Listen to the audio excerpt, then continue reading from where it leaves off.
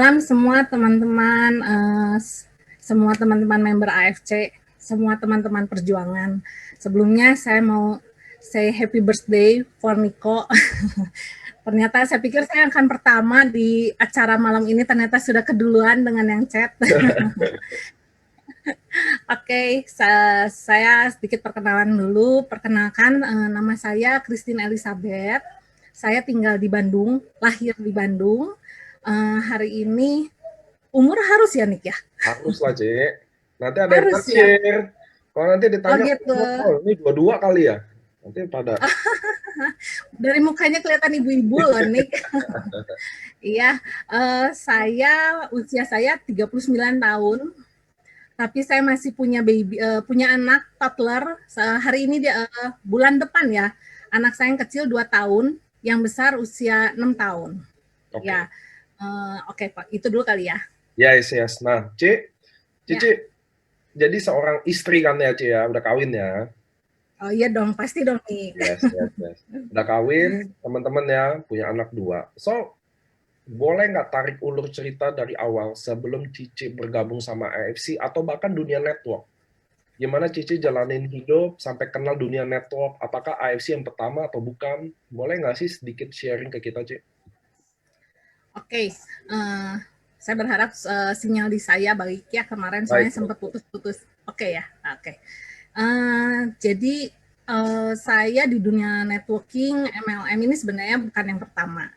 Sebelumnya sempat beberapa ada teman saya sih sempat ada yang menjuluki, entah dari mana julukan itu, disebutnya Ratu MLM. Karena saya udah ikut MLM dari saya masih kuliah, berarti sekitar tahun 2020 tahun ya, hampir 20 tahun yang 20 lalu tahun. ya. Ya, kalau jumlahnya mungkin sekitar kurang lebih 10 MLM saya pernah ikuti. Ya, dan saya hari ini di AFC bukan karena saya hobi ya, tapi saya sudah sempat decision berhenti, istilah katanya apa ya, sama seperti teman-teman yang antipati, udah sempat enek gitu istilahnya dengan MLM, dan saya sempat memutuskan hanya mau kerja profesional, nggak mau MLM-an lagi. Tapi entah kenapa, mungkin saya memang jalan hidup saya di sini, ketika saya memutuskan itu, yang menawarkan adalah tante saya di MLM sebelumnya ya. Tante saya seorang dokter, dokter spesialis, dokter gigi spesialis yang saya tahu sangat pintar. Jadi membuat saya berpikir kenapa mau jalanin, akhirnya saya coba lagi. Nggak kerasa nyobain itu saya udah nyoba selama 11 tahun di perusahaan sebelumnya. Nah, 11 ya tahun. kalau 11 tahun, ya. Um, bukan perjalanan yang bukan perjalanan yang mudah dan bukan perjalanan yang selalu menyenangkan, tapi ternyata itu semua bekal yang membawa saya hari ini ada di AFC seperti adanya hari ini. Yes, Ya. itu yang tadi saya bilang kan kalau teman-teman harus tahu, kesuksesan Anda ada di sini ditentukan bukan dari waktu Anda bergabung di sini, tapi waktu dari apa yang Anda lakukan 5 tahun yang lalu. Exactly, berjuangnya. Nah, jadi kan Cici kan udah gabung banyak MLM. So, Cici bukan dari orang yang latar belakangnya anti MLM. Betul nggak sih? Ya, ya, Ap- walaupun nah, sempat ya, sempat ya. Coba apa yang sempat. bikin sekarang, Anda kan katanya MLM terakhir 11 tahun, betul ya? Ya, MLM terakhir ya.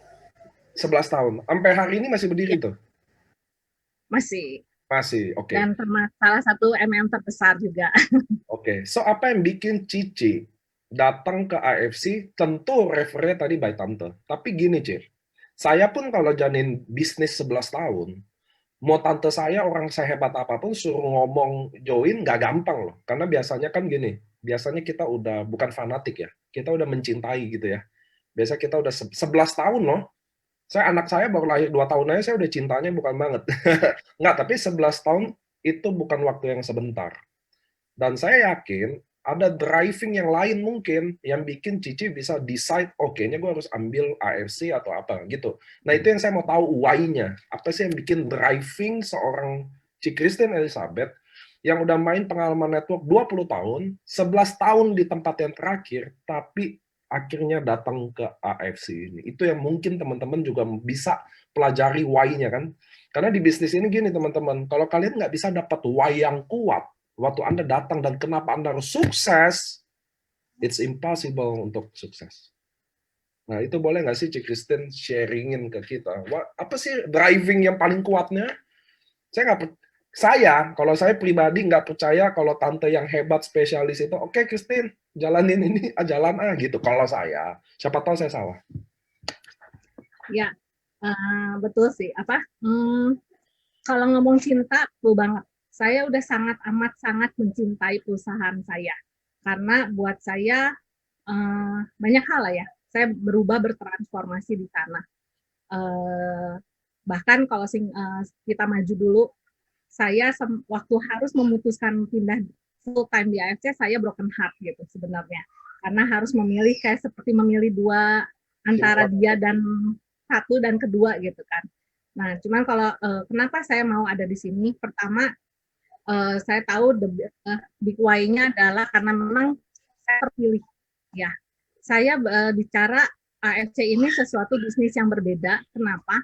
Karena bagi saya, kita semua yang ada di sini bukan kita yang memilih loh, kita terpilih.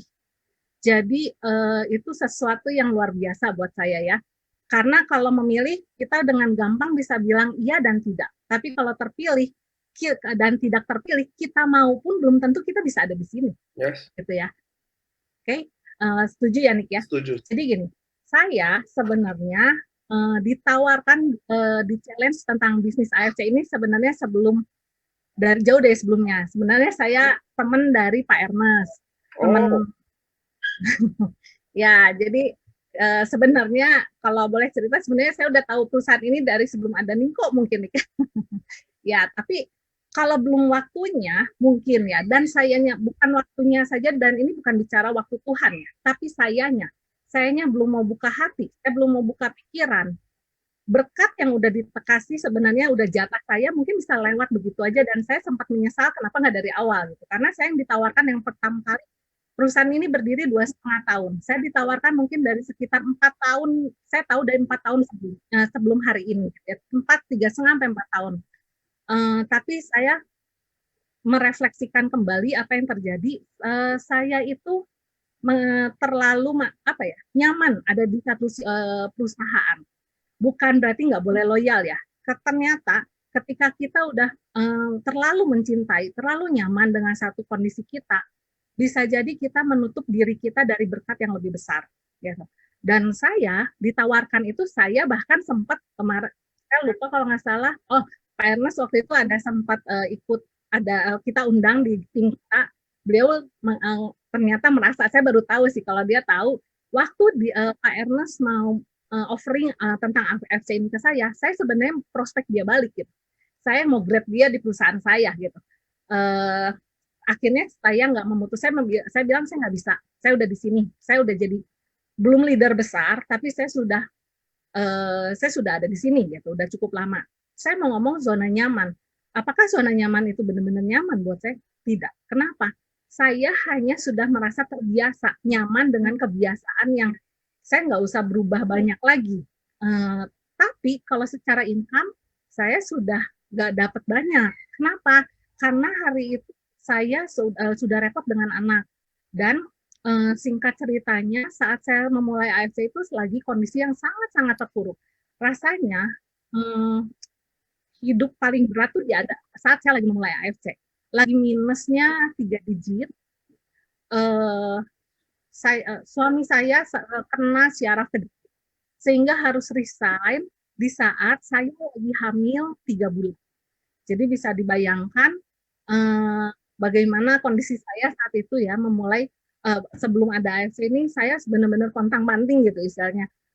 Tadi sempat ngobrol sama Niko, ternyata Niko ingat gitu. Saya sempat posting, saya untuk survive, saya jual segala, apapun yang bisa saya jual, karena basicnya saya tukang dagang gitu, saya pedagang dari kecil gitu. Untungnya saya dengan kondisi yang berat, saya dibekali, ya Tuhan selalu adil ya, kalau kita dikasih masalah yang berat, pasti ada anugerah ya, favornya gitu. Jadi untungnya saya hobi dagang, jadi nggak terlalu merasa berat sekali gitu untuk dagang. Jadi di saat itu saya mulai dari jual buah, Walaupun saya tetap ada di perusahaan ini yang 11 tahun saya, tapi udah nggak bisa ngasih income. Kenapa? Karena di sini lebih aktif income. Ya, di sini kalau saya nggak, walaupun semua MLM selalu menggadang-gadangkan passive income, di sini saya kalau nggak kerja, saya benar-benar nggak dapat uang gitu. Dan walaupun tim saya udah ribuan, kalau saya nggak jualan pribadi, tetap nggak akan dapat bonus yang besar gitu. Tapi yang menariknya, saya tetap nyaman dengan kondisi itu. Di sana, perlu teman-teman ketahui, itu semua fasilitas tuh luar biasa, bagus, dan gratis. Saya bisa bilang gratis, walaupun kita harus bayar kayak sekarang Zoom, ada kuota, ada apa, tapi murah. Karena saya di sana, setahun sekali itu kita ada, kalau diinfokan, kalau saya mau maju, mengalami satu percepatan income, saya harus ikut semua trainingnya, which is trainingnya adalah setahun sekali, training Asia Pasifik, saya harus antara ke Singapura, ke Bangkok, dan itu bukan dibiayain, bukan kayak vacation ya, saya biaya sendiri.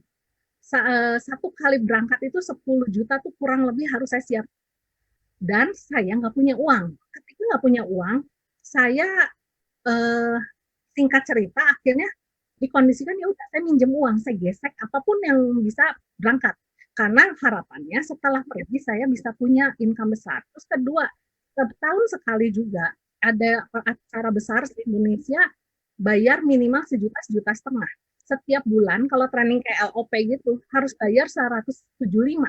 Bayangin biaya training saya selama setahun berapa dan selama sekian tahun berapa gitu. Jadi makanya entah kenapa saya karena sering di sana, saya udah sangat mencintai, tapi walaupun nggak ada, saya masih punya harapan, berharap dan berharap. Nah, itu kondisinya di sana. Dan bagaimana cara saya bekerja di sana ya? Saya di sana, saya bekerja, saya punya tempat untuk menjalankan satu sistem bisnis, which is saya membuka rumah saya dari jam 6 pagi, orang udah ketok rumah saya. Dan saya buka dari jam 6 sampai jam, rutinitas saya ya, jam 6 sampai jam 10, kadang-kadang pada akhirnya sampai jam 1, saya melayani yang datang. Jam 1 sampai sore, saya keliling-keliling, bawa anak saya. Terus sore, saya sampai malam, ngerjain lagi, pokoknya hidup saya itu. Tapi saya bisa bilang, income saya nggak besar. Ya, waktu itu saya ingat banget, saya bulan ketiga, saya di AFC, saya sebut angka aja nggak apa-apa ya, bukan maksud saya untuk mau menyombongkan, tapi waktu itu saya kaget, tapi itu kayak tamparan sebenarnya buat saya. Saya waktu itu WA ke Pak Ernest, saya bilang, aduh, saya terharu nih karena saya mau nangis, 3 bulan fokus di sini, ternyata bisa dapat 29 juta. Tapi Pak Ernest nanyanya, membalikannya dengan pertanyaan yang bikin saya pikir ulang, memangnya kamu 11 tahun di sana nggak pernah dapat 29 juta? Enggak, kata saya. Itu pertanyaan yang saya mau tanya sih tadi. Oh gitu. Apa nih? Gitu ya, udah ya. Tadi 11 tahun Cici income-nya di sana berapa gitu loh. It's not about income, tapi kan ya. Berkarir 11 tahun. Training 10 juta, 20 juta ya kalau ke luar negeri, tiap bulannya ada biayanya. Lalu Cici belum sampai ada income sampai puluhan. How they do, gimana dia lakuinnya gitu loh. Apa yang bikin orang itu, maksudnya nggak wake up. Saya nggak tahu kenapa. Dulu, saya nggak tahu teman-teman gimana ya, tapi ada kondisi di mana kita akhirnya merasa gini, saya udah nggak bisa lagi berjuang. Saya nggak bisa lagi, karena saya udah give it to all, lalu belum kunjung datang. Saya tahu, saya disuruh tunggu, oke saya tunggu. But 11 tahun, Ci. Apa yang buat nah itu pertanyaan keduanya kali ya, saya potong dikit ya, biar seru nih topik kita. Apa yang bikin akhirnya Cici apa karena zona nyamannya, jadi tidak merasa bahwa itu adalah part of it, atau ada leader yang bikin bertahan someday? Karena saya juga pernah bertahan di sebuah bisnis karena leadernya hebat. Atau saya nggak tahu apa, boleh nggak sih kita bertukar sharing ya Cici ya? Ya, kadang-kadang saya juga ketika sama suami udah menjalani AFC cukup jauh, ketika flashback suka kadang-kadang saya mikir, kenapa ya? Itu pertanyaan yang sama, kenapa sih saya begitu mengeraskan hati sampai baru masuk di tahun keduanya AFC gitu kan. Kayaknya kalau ngomong ketinggalannya udah jauh banget, tapi saya mikir it's about heart gitu. Saya balik lagi idealisme manusia kadang-kadang kan ada di orang-orang yang merasa nyaman ketika dia dapetin sesuatu tidak melulu income uang, tapi lupa bahwa uang itu perlu gitu. Jadi saya tetap ada di sana karena apa? Pertama, saya untuk budaya dan semua perusahaannya saya sangat mencintai karena saya merasa diubahkan dan saya punya komunitas yang bagus di sana.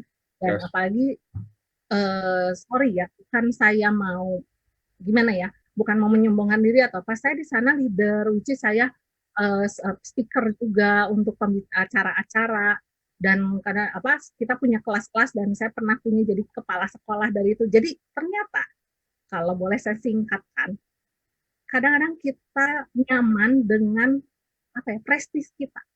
Kadang-kadang kita nyaman dengan ya you know ya Ya, ya. mungkin income-nya sedikit tapi saya bisa dapetin sesuatu yang saya pikir itu tuh apa ya saya merasa dianggap ABC dianggap besar padahal nggak ada apa-apanya itu tuh bahaya gitu karena apa saya bangga ketika semua orang yang di Bandung ya yang di Bandung katanya tahu saya semua katanya ya saya juga nggak merasa seperti itu tapi ternyata rasa itu membuat saya nyaman dan saya nggak mau meninggalkan rasa itu. Nah itu hati-hati gitu ya. Maksudnya saya Oke. juga baru ngerti, oh ini nih mungkin ini. Saya juga mempelajari ini. Sampai hari ini kadang-kadang saya suka flashback kenapa? Itu pertama.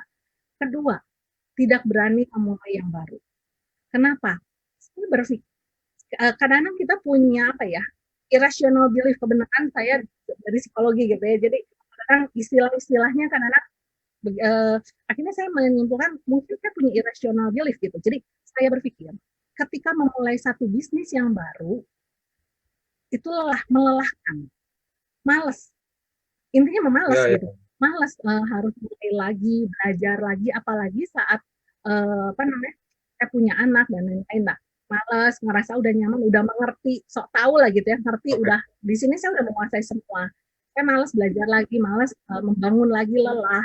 Biarinlah sedikit juga, tapi saya nyaman. Saya oke lah dengan itu, tapi saya lupa. Kenyamanan ini membuat saya terlena seperti ilustrasi apa mungkin ada yang tahu kodok dimasukin dalam panci nyaman dikasih air yang dingin nyaman atau misalnya cerita monyet yang di apa angin sepoi-sepoi tapi dia lupa suatu saat dia bisa jatuh gitu karena terlalu terlena dan saya nyaris jatuh. Kenapa? Apa yang membuat saya nyaris jatuh? Mungkin nanti next ya. Cuman Ya. tadi saya setelah lain ada pertanyaan, apakah saya masih di perusahaan sana? Udah enggak. Saya bakar jenggot.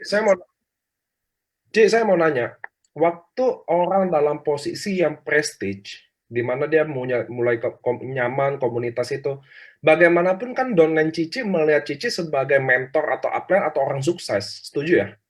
Bagaimanapun itu. Apakah Cici bahasa nggak tahu susun kata bahasanya manis gimana, tapi apakah ada hidup dalam kepura-puraan? Contoh ketika ya kan Cici dianggap sosok yang sukses dong. Dan saya kan yang tidak sukses pasti maunya kayak tolong dong Cici kan udah sukses, Cici kan udah enak gitu. Apakah ada part of it bagian dari kita kadang padahal gue juga nggak ini sih tapi gue harus gini. Ada nggak sih sisi itunya Ci? Tuh Niko ya menanyakan pertanyaan yang berat untuk dijawab gitu ya. Nggak dijawab juga nggak Karena apa-apa. Niko, Oke. karena Niko ini leader MLM. Jadi kadang-kadang kalau udah ketemu leader dengan leader MLM udah pertanyaannya udah to the point udah susah tajam silet itu bedahnya. Ya, iya nih. Karena apa ya? Sejujurnya iya. Saya pernah dan itu saya menangis. Kenapa? Saya tuh seperti harus hidup dalam kepura-puraan. Walaupun saya nggak ngomong jangan pernah berpikir perusahaan yang saya sebelumnya jelek tidak. Oke, Ya, oke. itu Saya buat me ya. sepakat urusan itu, Ya, urusan MLM manapun bagus. Saya sepakat itu. ya. Kenapa saya mencegah semua teman-teman yang bilang perusahaan di mana kita sebelumnya jelek nggak boleh. Karena apa? Dalam kehidupan kita, Tuhan menempatkan itu dalam hidup saya menjadi mata rantai yang menyempurnakan saya ada hari ini. Sepakat. Perusahaan itu berjasa sangat besar. Saya tetap hari ini bisa bilang perusahaan itu masih berjasa sangat besar bagi saya, sehingga saya bisa mencapai apa yang saya capai di sini, gitu. Yes, Jadi, setuju. ya kita nggak boleh menjadi orang yang, apa ya, istilahnya kacang lupa kulit gitu. Saya tetap dilahirkan dari sana. Filosofi dari sana yang membentuk hidup saya. Ingat, manusia hidup dari kebiasaan dan banyak kebiasaan saya yang terbentuk karena di sana. 90 hari itu cukup untuk membentuk satu perbuatan yang diulang jadi kebiasaan dan karakter. Ya, Bayangkan 11 tahun udah berapa banyak yang terbentuk di saya. Jadi ya seperti itu ya. Nah, sekarang teman-teman ada di sini harus membangun itu gitu. Jadi kalau kalau saya sudah terbentuk dari perusahaan MLM, kalau buat yang baru berarti teman-teman harus membangun itu di AST. Apa yang mau dibangun, kebiasaan apa yang mau dibangun untuk menuju sukses. Gak bisa sama seperti sebenarnya itu hanya judulnya, cuman balik lagi semuanya balik dari kita. Ini tuh, sepakat. sorry kalau kemarin jadi kemana-mana ya, maksudnya ya Enggak, it's pengalaman saya okay. seperti itu ya. Makanya saya juga, kami Ya, di AFC selalu tidak pernah sekalipun menjelekkan networking manapun, sekalipun mereka juga menjelekkan kami, tapi saya selalu berulang-ulang bilang di sosial media saya, baik di WA, please, kita nggak boleh lakuin itu. Apalagi Anda-Anda semua yang mungkin datang dari kapal yang sebelumnya. Bagaimanapun Anda, mungkin Anda pernah kecewa atau apapun itu, tetap Anda dulu di perusahaan itu pernah jasa kepada Anda. Sama kayak saya juga lahir dari tempat dulu, saya juga nggak pernah jelekin bagaimanapun, walaupun dia bagaimanapun, tapi it's okay. Gitu loh teman-teman, karena kita lahir dari sana, jasa nggak bisa dilupain. Nah, teman-teman mengenai tadi kenapa sih saya nanya ke Cik Kristen, ada nggak sih kepura-puraan itu? Nah, itu ya tadi ya. Karena gini teman-teman, biasanya di MLM, banyak leader yang berpura-pura untuk seperti orang sukses. Itu yang saya dari awal nggak pernah mau. Makanya di AFC teman-teman tidak pernah hadiahnya kayak mobil mewah. Nggak pernah. Nggak pernah ada sesuatu kayak yang digoreng-goreng soal kesuksesan, nggak pernah teman-teman. Kenapa? Karena kita belajar dari histori MLM yang di Indonesia kurang lebih 30 tahunan. Rata-rata yang digoreng adalah success story itu. Dan itu buruk. Jadi ada orang yang belum sanggup, maaf, beli Mercy atau BMW, dia beli. Seakan-akan biar, ya karena gue main join bisnis AFC nih, jadi sukses nih. Itu kami nggak sepakat, jujur ngomong. Saya ada beberapa milenial saya yang belanja mobil, kalau mereka tahu, saya selalu nanya ke dia pertama adalah, kenapa harus beli mobil? Kenapa nggak rumah dulu? Kalian belum punya rumah, belilah rumah dulu.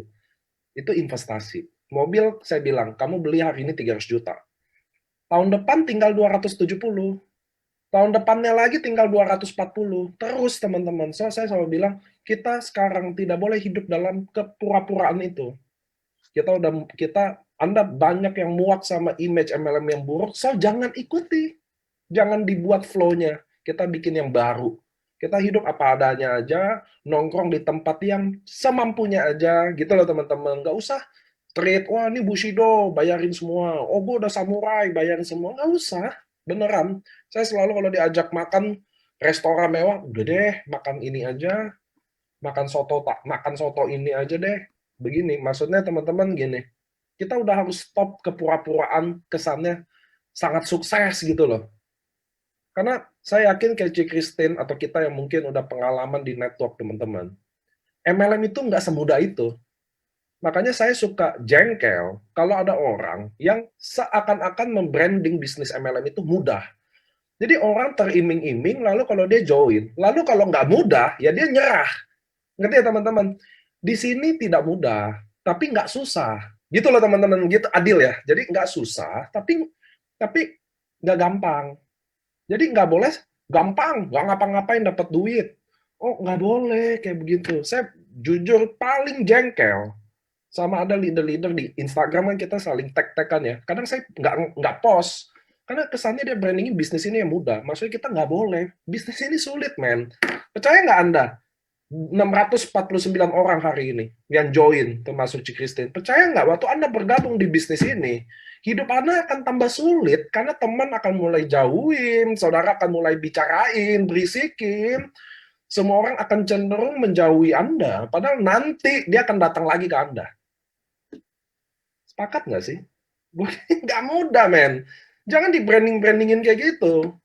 Gitu. Itu sorry ya teman-teman, saya agak masuk di sini karena Saya nanya itu bahwa kita, teman-teman, kita udah muak sama kepura-puraan, bener nggak sih? Ngapain sih kayak top wah gitu? Enggak, men. Jangan don't do this, jangan rusak citra yang kita udah bangun capek-capek berdasarkan kejujuran ini, integritas ini. So, Cik Christine, yang tadi saya cerita, waktu Anda decide bakar kapal, lalu Anda pilih AFC, itu pasti Anda ada di hard time pastinya ya, di mana ada yang menganggap pengkhianat, ada yang menjauhi, ada yang udah bangun image buruk Anda. How Cici handle itu dulu? Karena saya yakin orang di 11 tahun di sebuah bisnis is not easy kayak ya udah gue pindah, gue jalan ini lagi kan gitu ya, Ci ya. Pasti Cici ada ketemu hal-hal yang bikin Cici jadi lebih sulit. Bagaimanapun saya yakin itu ada. So gimana Cici handle ini? Ya, sebenarnya mungkin kita mundur lagi ke belakang ya. Yes. Kapan saya memulai join ini? Saya join ini tuh misalnya bisa dibilang tanpa sengaja lah. Jadi leader saya adalah Silvi Kobudi. Mereka orang yang sangat sabar menunggu saya karena berapa kali mereka mau bikin appointment sama saya karena diutus Pak Ermas katanya untuk prospek saya. Cuma itu kalau saya tuh dari posisi yang tutup mata tutup kuping, nggak kalau ada tahu MLM asuransi udah pasti tidak akan pernah ketemu saya gitu karena saya tahu pasti di prospek gitu kan. Tapi kan saya tahu karena itu saya terpilih, ada momen yang ada kejadian yang membuat saya bisa ketemu sama Ci Silvi, which is Ci Silvi aja adalah teman gereja saya yang udah berapa puluh tahun nggak ketemu, jadi ya udah sambil ngobrol dan saya udah pasang kuda-kuda sebenarnya. Semoga Ci Silvi nggak denger ya. Saya udah pasang kuda-kuda. Wah, gue pasti bakal di prospek ini, gue jawabnya ini. Udah nyiapin. Sebenarnya ketemu tuh udah punya satu skenario gitu kan. Okay. Akan gimana. Tapi ternyata Ci Silvi prospek saya dengan gaya yang berbeda. Karena kan beliau belum pernah MLM. Ternyata kepolosannya, ketulusannya itu terasa oleh saya. Jadi maksudnya hati-hati ya kita tuh para bisnis konsultan, saya sebut konsultan ya di AFC, kita bukan sales, kita bukan marketingnya AFC. Yes. Para konsultan ini jangan sampai membawa kesan kita ketemu orang tuh ketemu duit gitu. Karena ini yang selalu di semua perusahaan MLM tekankan. Lihat orang, lihat duit. Berapa banyak yang kita bisa grab dari orang itu. Itu yang membuat orang benci sama kita.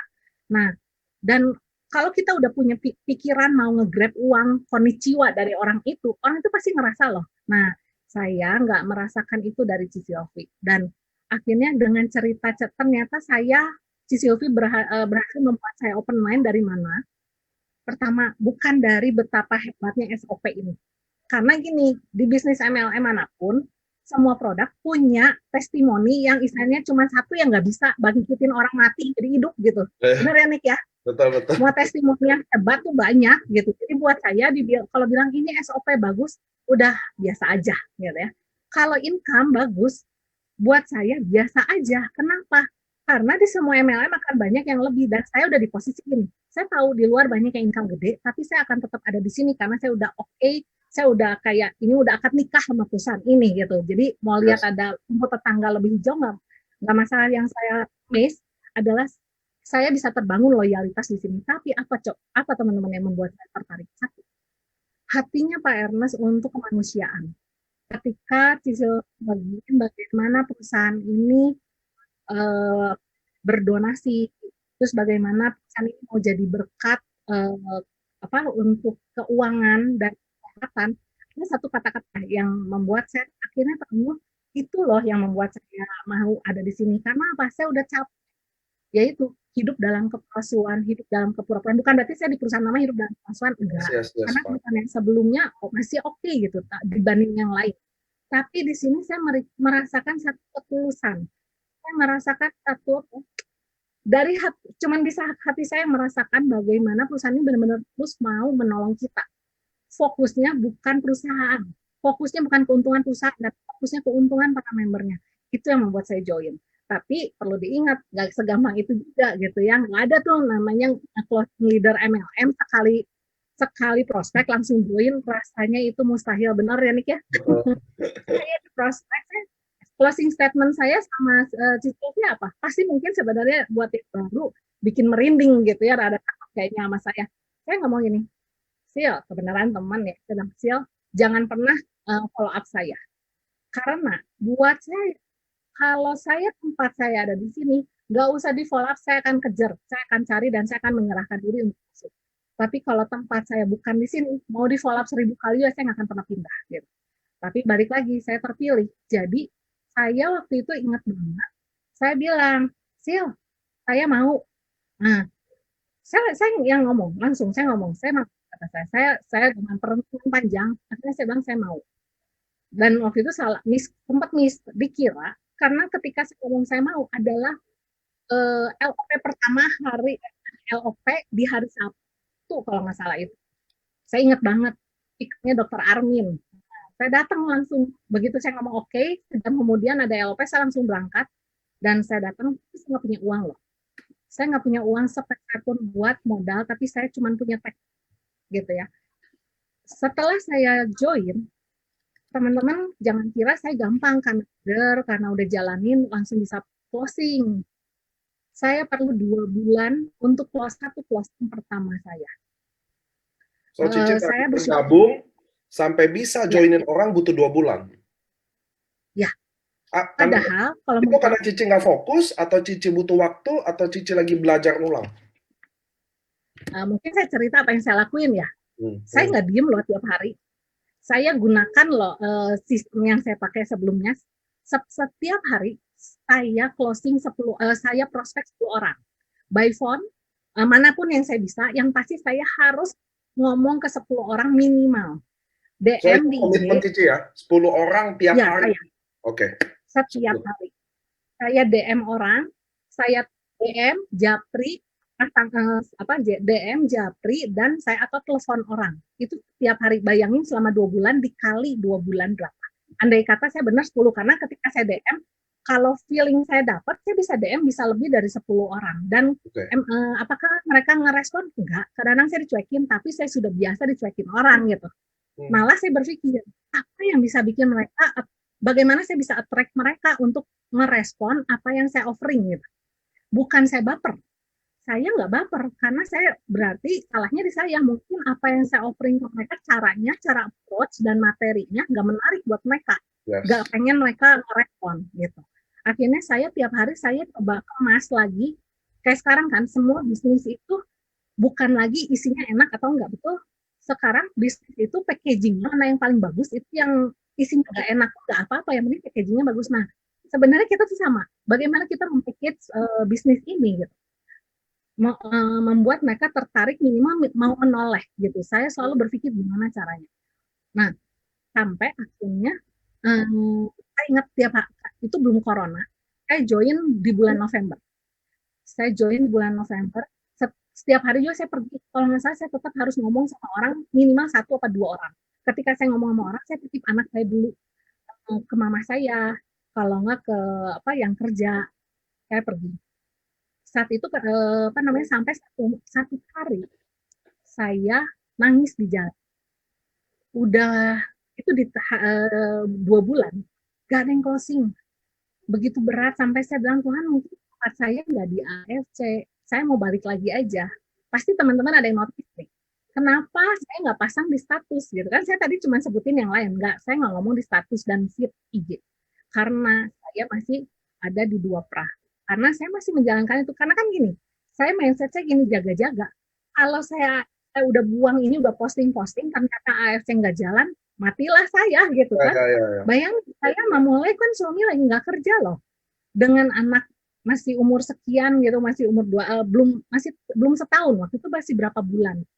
Untuk ketemu prospek orang kadang-kadang, oh sorry waktu itu saya nggak bisa nitip anak ke mama saya, ada kalanya saya sama suami waktu itu udah oke, udah bisa pergi, kadang-kadang kita mobil lagi dipakai, kita naik motor berempat bawa anak prospek, which is waktu saya datang mau ngomong, anak saya tantrum selama 30 menit kayak gitu. Itu ngalamin perjalanan yang gak mudah. Tapi ketika saya nangis, saya bilang, kan kalau memang saya cuma bilang, saya ngasih, bahkan kalau ngomong ya, saya bilang, saya kasih kesempatan seminggu lagi. Kalau dalam seminggu lagi, saya udah nggak dapat lagi, saya give up. Bukan kenapa, saya kan harus melanjutkan kehidupan saya.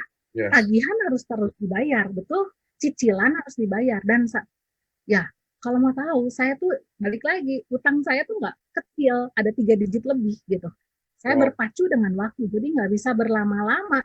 Tapi saya tahu ya, ketika saya ngomong gitu, saya ingat siang-siang saya nangis, dan saya punya sponsor yang persis di atas saya. Direct sponsor saya Civilvi, tapi ada satu sponsor yang teman saya juga itu luar biasa, backup banget, Tuhan kasih anugerah banyak. Saya nggak punya modal, dimodalin mertua saya uang. Nah, sponsor saya pinjem barang, karena udah sebulan nggak closing. Dia bilang gini, si Christine kayaknya udah dipegang barang nih, karena kan saya apa namanya, saya lupa cerita istilahnya, saya nggak pegang barang ya, waktu itu saya baru masukin aja dulu barang, kondisi gimana saya lupa lah, pokoknya saya nggak megang barang, nggak minum barang, bayangin. Akhirnya dikasih pinjem barang, hari itu tuh setelah sebulan pinjemin barang, hari saya nangis, saya udah pagi-pagi udah WA, saya balikin deh barangnya ini Desember, kayak semua orang alasan mau liburan, uangnya dipakai liburan end of year. Akhirnya saya bilang, saya mau balikin deh. Ternyata Tuhan jawab doa saya hari itu. Di jalan saya nangis, kalau saya nggak closing, udah deh. Saya bilang, Tuhan tolong, satu kali aja. Saya percaya, beliefnya saya, kalau udah keluar satu kali, pasti keberangkatnya gampang. Kayak makin pemanasannya kan lama. Tapi kalau udah panas, muternya cepat gitu. Saya mindset saya seperti itu. Ternyata saya belum sempat balikin barang saya saat saya lagi nidurin anak saya nggak, tanpa neni ya, yang bantu saya cuma bantu di rumah, tanpa, bukan neni, bukan pengasuh saya lagi tidur, tiba-tiba saat lagi nidurin anak saya, tiba-tiba ada WA gini, orang yang pertama saya prospek, punya barang nggak? Sampai saya kaget, maksudnya apa, kata saya, mau nanya-nanya stok atau apa gitu. Ternyata dalam 5 menit dia transfer. Akhirnya saya bilang nggak jadi dibalikin. Itu closing pertama saya. Sampai capek ya dengerinnya juga ya, kebayang ya saya gini. Tapi ini menarik banget karena saya kan home talk banyak teman-teman ya, karena Zoom dari bulan Maret ya, ini udah Desember, which is kita full. Saya baru dengar bahwa benar bahwa ternyata bahwa kita tidak memilih, tapi kita yang terpilih. Itu bagus banget kata-katanya, karena banyak banget kalau kita home talk, kalau teman-teman datang nonton ke Facebook Live Science, ini ada di sebelah kiri, Anda live on Facebook, Anda klik, itu kan officially AFC punya. Anda bisa lihat tuh home talk yang udah ketinggal. Anda bisa nonton ulang loh teman-teman itu ya. Itu rata-rata kalau Anda dengar baik, rata-rata mereka selalu bilang bahwa Tuhan yang bantu dia. Dia entah kenapa Tuhan yang bawa jalan. Rata-rata begitu loh. Sama termasuk kayak Pak Genta kemarin minggu lalu yang jual bon cabai aja nggak bisa, kasih gratis aja nggak ada yang mau gitu loh. Sama kayak Cik Christine, ternyata sekarang saya dapat tuh jawabannya. Ternyata kita tidak memilih, tapi kita terpilih. Nah itu yang bikin Cik Christine. Tapi ini yang menarik, dia menunjukkan kenapa Cik Christine benar-benar bisa disebut kata leader, karena dia bilang gini, kalau dia prospek 1 hari 10 kali, dan dia 2 bulan tidak closing, maka dia udah prospek teman-teman kurang lebih 600 orang. Itu minimum loh, karena dia bilang bisa aja lebih dari 10. Belum itu yang dia masih ketemu orang ya, Ci ya, tiap hari ya. 600 orang ditolak, tapi dia masih berdiri, ya memang endingnya nangis. Saya juga nangis sih kalau 600, C. 600 banyak banget. Tapi yang menarik yang bisa kita pelajari teman-teman gini, ya betul nih ada tadi bilang, waktu Tuhan pasti yang terbaik. Tuhan yang datengin, Cik Christine, pasti dia kapan kasih yang terbaiknya. Tapi yang saya menarik gini, don't give up. Saya selalu bilang sama teman-teman gini, teman-teman, Anda harus kasih waktu ke diri Anda sendiri untuk nikmati prosesnya atau tunggu sampai Tuhan kasih waktunya. Anda harus kasih. Kenapa teman-teman? Kayak Ci Christine dia udah belajar 11 tahun. Betul ya, Ci ya? Bahkan 20 tahun di dunia network. Ada yang datang ke sini 5 tahun, 2 tahun masuk network belajar. Ada yang jadi pegawai. Anda yang bangun bisnis jadi karyawan 30 tahun. Anda berani kasih waktu 30 tahun buat orang lain punya impian.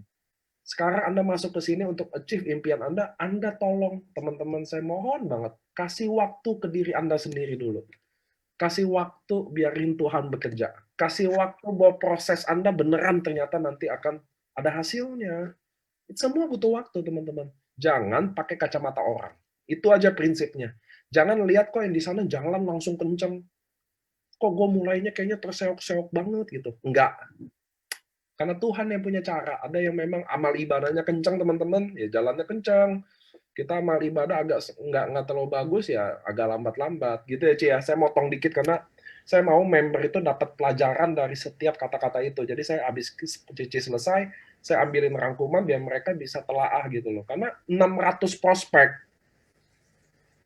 setiap hari sampai 2 bulan nggak gampang. Seriously, sepakat nggak? Kita ada 693 orang di sini. Nggak sama sekali gampang untuk keep doing. So lanjut Ci. Jadi Cici bulan ketiga kan 2 bulan tuh. Jadi jalan 2 bulan lebihnya udah bisa closing 1 kan. Iya. So selanjutnya gimana? Apakah langsung datang sesuai keinginan? Apa ternyata ya sekali aja? Boleh sih lanjutin nih story-nya nih. Kayaknya harusnya sih kalau bikin skenario udah gitu happy ending gitu ya. Ternyata enggak kok. Ternyata itu baru awal dari long journey. Karena dari situ saya nggak closing yang oke dan nggak jalan loh bisnisnya sampai di bulan keempat.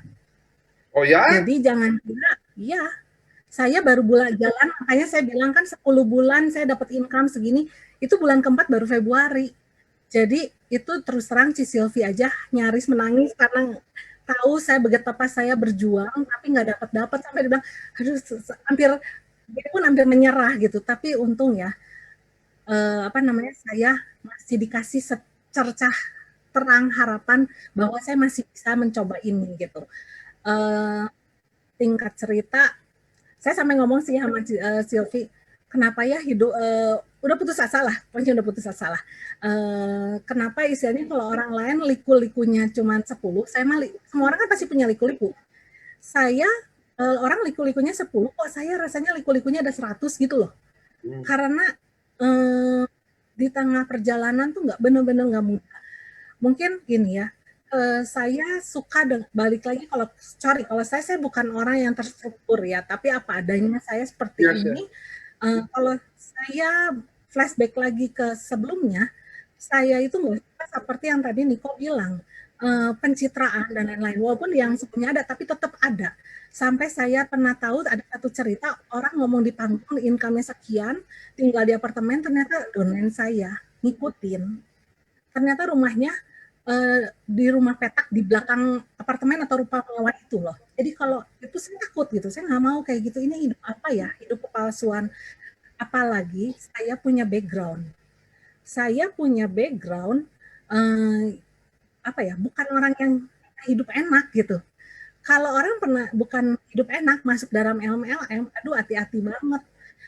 Cuci otak bagaimana pencitraan untuk kita tuh udah sukses, udah kaya, karena selama ini kan sering direndahkan. Selama ini kan sering dihina orang. Berpikir MLM adalah jalan tol menuju kesuksesan saya, supaya saya mendapatkan harga diri saya. Makanya saya bilang, saya sempat nyaman di area, benar ya? Nah, mundur lagi, saya cerita, saya bukan lahir dari keluarga ada. Papa saya kerja di yayasan kerohanian, which is gajinya nggak nyampe UMR. Buat saya, sate 10 tusuk itu bukan untuk satu orang, tapi untuk sekeluarga. Saya berempat, mama, papa, adik saya 1. Selama saya tinggal sama orang tua saya, makan sate 10 itu untuk berempat. Tinggal sisa kan 2 orang 2, seorang 2 nih.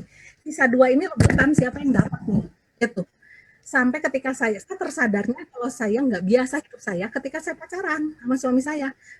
Suami saya beliin sate 10, dia 10, saya kaget.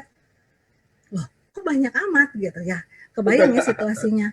Bahkan mama saya tuh sampai harus ngeloakin koran, botol demi menambah uang makan gitu ya.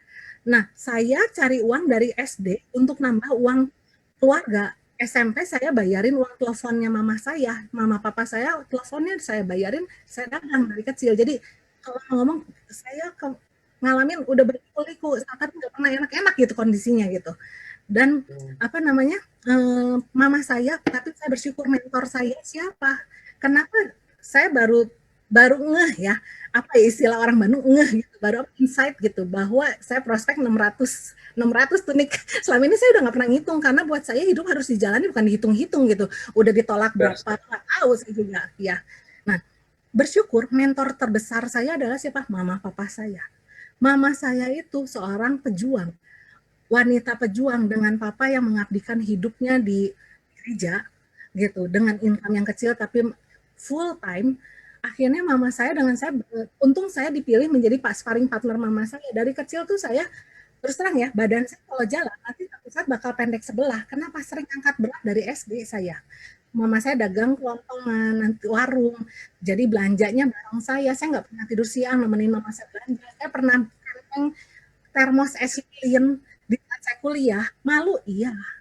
Tapi apakah malu dengan saya malu bisa makan? Nggak bisa. Gitu. Jadi malu nggak malu, saya pernah dari kondisi yang tidak ada pilihan. Saya di kondisi hidup harus menjalani dengan bekerja keras. Jadi saya ingat SMA, kuliah saya itu kan tahun 2000. Tahun 2000 itu bukan waktu yang terlalu panjang sekali kan, masih udah zaman yang udah ada HP. Saya megang HP, tapi saya harus bawa termos es gitu ya. Dan mama saya mengajarkan bagaimana berintegritas, sampai akhirnya mama saya bilang, ngapain gengsi, ngapain malu. Malu dan gengsi nggak bisa bikin kita makan. Karena begitu sulit ya. Tapi akhirnya satu, saya kesimpulannya, kita bisa memilih, mau kita yang bersikap keras sama diri kita untuk survive, atau dunia dan kehidupan yang akan mendidik kita dengan keras. Karena itu pilihan kita. Kalau kita saat ini mau bermanja-manja, bersantai-santai, nggak apa-apa, itu kan pilihan hidup. Tapi jangan menangis ketika satu saat kehidupan memaksa kita di posisi yang tidak ada pilihan. Kalau saya dulu tidak ada pilihan karena kondisi orang tua. Kita lahir dengan miskin, bukan salah kita. Tapi kalau kita mati dengan miskin, itu kesalahan kita. Apa yang kita kerjakan buat hidup kita? Karena kesempatan selalu ada. Akhirnya saya selalu berpikir gitu ya. Anak saya sempat nggak bisa kontak mata kok sama saya baru tahu umur 3 tahun. Karena apa? Saya dulu pergi pagi sampai pulang malam, keliling-keliling sebelum di sini ya, bawa anak saya selalu bekerja, tapi saya percayalah dalam semua kesusahan saya pun Tuhan pasti ngasih favor, yang penting kita mau bekerja. Buktinya hari ini saya ada di AFC gitu ya. Hari ini saya ada di sini, dan sebenarnya ini ya mungkin sebenarnya nggak lama lagi, satu sih yang saya mau sharing. Saya hidup penuh hutang. Kenapa?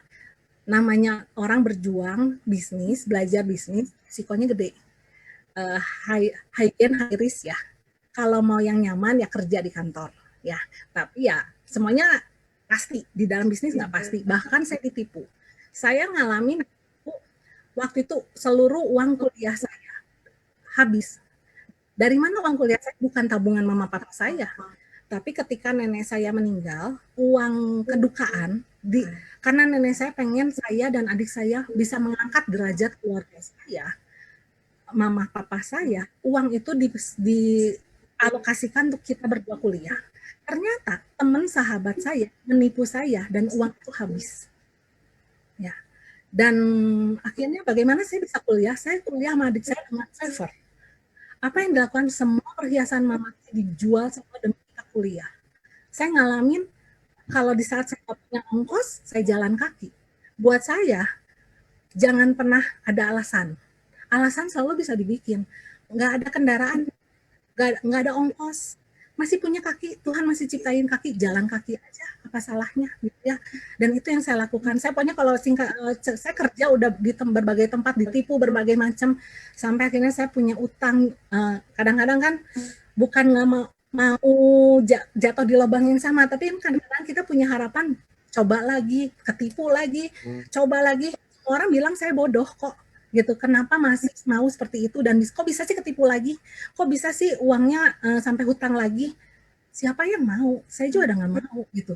Tapi bagaimana, itu proses kehidupan saya sampai akhirnya saat saya memulai AFC, saya minus hampir 150 juta. Bayangin, saya ibu rumah tangga dan suami lagi nggak kerja, kejar-kejaran. Jadi kalau ditanya bagaimana saya putar-putar uang, saya udah katam ya istilahnya.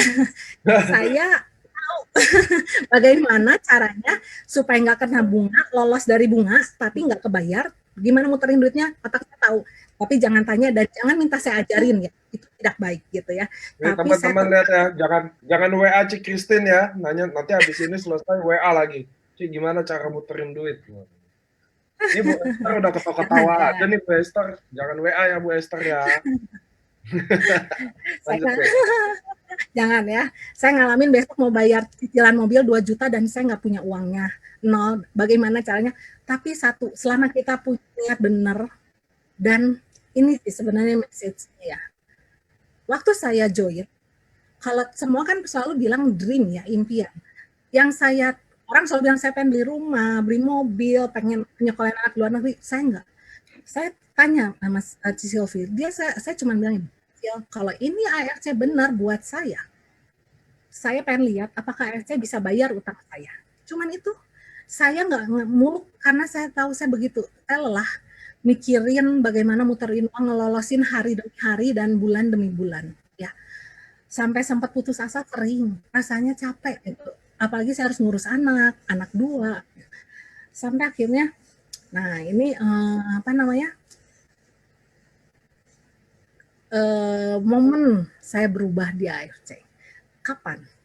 Yaitu sebelumnya saya kan masih 2 perahu. Saya takut, saya masih sumput-sumputan. Bahkan pernah kita breakfast pagi sama Silvi dan teman-teman, saya dikasih SOP 100, kita foto. Saya bilang ini, Sil jangan diposting di sosial media ya. Saya ancam, nggak boleh. Karena saya gini loh, kalau leader MLM itu, walaupun leader besar, leader kecil, whatever lah ya, kita tuh nggak semudah itu. Bagi teman-teman yang memulai di AFC tanpa embel-embel jabatan dan lain-lain di perusahaan lain, itu lebih mudah, lebih bisa lari lebih kencang dari awal. Saya startnya berat, apa yang dibayangi, apa yang ketakutan saya besar. Kalau saya harus jalan ini, saya posting, tiba-tiba semua order hilang dan saya nggak makan gimana? Ya, saya kalau misalnya saya posting, ternyata saya nggak jadi di AFC, tapi semua image saya udah jelek. Saya nggak akan dipakai lagi sebagai speaker lagi di sana dan itu pasti udah potong kompas ke bukan kesuksesan, kegagalan saya.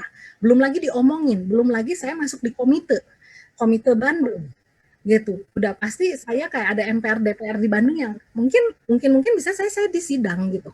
Berat, itu nggak mudah buat saya loh. Ya, you know, Niko lu ada di bisnis MLM pasti tahu bebannya seorang leader pindah kapal itu bukan hahaha itu perih itu. Nah ini yang ditanyain ya. LOP kedua, LOP saat Niko datang itu mengubah segalanya. Dari closing pertama ke closing berikutnya itu perlu beberapa bulan, nggak mudah. Bahkan saya pernah diklaim, pasti nggak ada yang pernah, nggak tahu ya, satu kotak dibilangnya isi kurang 1 loh, 27, dan dia komplain. Mungkinkah Jepang melakukan itu? Dan dia minta ganti, sampai saya akhirnya bikin surat bermeterai, saya tahu saya dibohongin. Tapi ini yang ngebohongin oma-oma, umur 74 tahun. Dan dia fight, saya demi Tuhan, karena begini. Saya juga harus saya bikin bermeterai. Nah, terus nanti ada yang udah beli, udah dijadiin member, ngekeh pengen dibalikin dengan marah-marah, ngamuk-ngamuk. Emang closing pertama dan selanjutnya saya mudah tidak sampai sponsor saya bilang, lu kenapa sih? Kenapa? Udah mas pesat. Begitu dapetnya aneh-aneh. Saya nggak tahu gitu ya. Tapi akhirnya, apa yang membuat saya stay sampai hari ini? Apa yang membuat saya membakar kepala saya ketika perjumpaan dengan Niko gitu ya. Tapi ya nggak bisa dipungkiri. Iya nih pertemuan kita waktu itu ya. Jadi waktu itu Niko datang, karena kan sponsor saya bukan orang MLM, jadi hot button itu nggak dapet. Tapi saya dapat ketulusan. Jangan kira ya, saya kalau yang datangnya Niko pertama kali prospek saya nggak akan mau loh. Saya pasti nggak akan mau pernah. Niko mau kejar saya sampai di mana, jebak saya nggak akan pernah berhasil. Tapi ternyata ketulusannya si Sylvia Makobudi itu yang meluluhkan saya, itu buka pintu hati saya. Jadi tiap orang tuh punya mata rantai tersendiri gitu.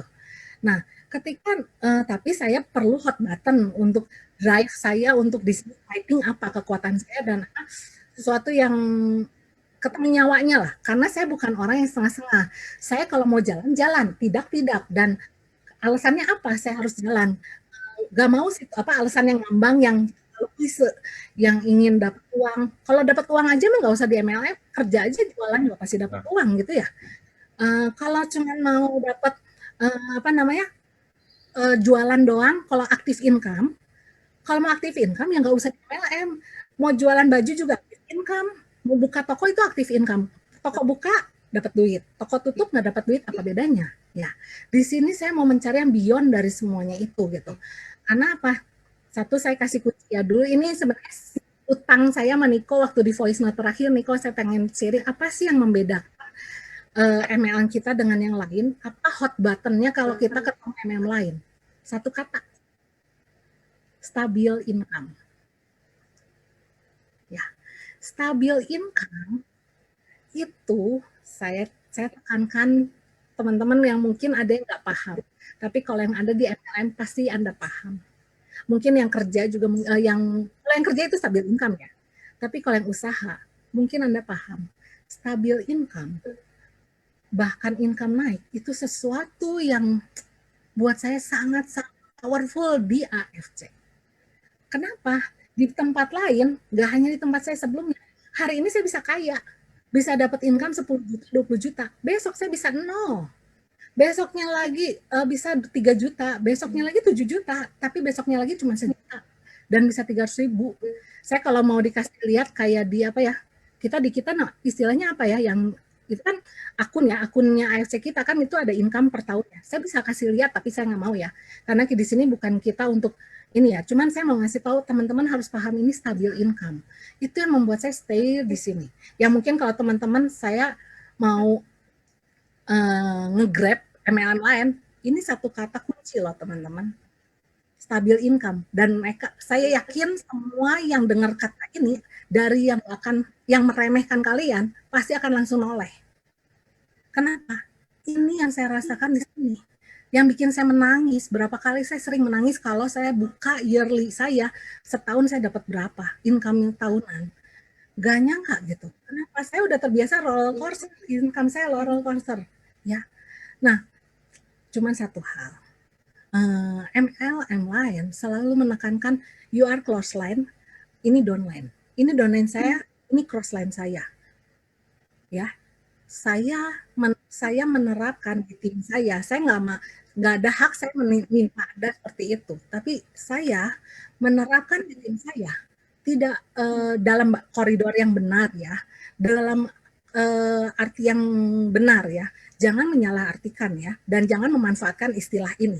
Saya mulai mengistilahkan love line.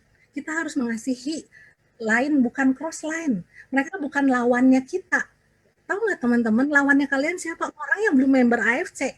Kalau teman-teman menjadikan sesama member AFC lawan kalian, perusahaan AFC bisa runtuh karena apa? Di dalamnya saling baku hantam gitu ya. Kalau saya ya, itu prinsip saya ya. Jadi saya punya WA group, isinya tuh udah full, tapi apakah itu isinya semua tim saya? Bukan. Banyak tim yang leader saya bareng-bareng, nggak apa-apa. Karena buat saya kebaikan itu akan kembali dan berpulang pada yang empunya.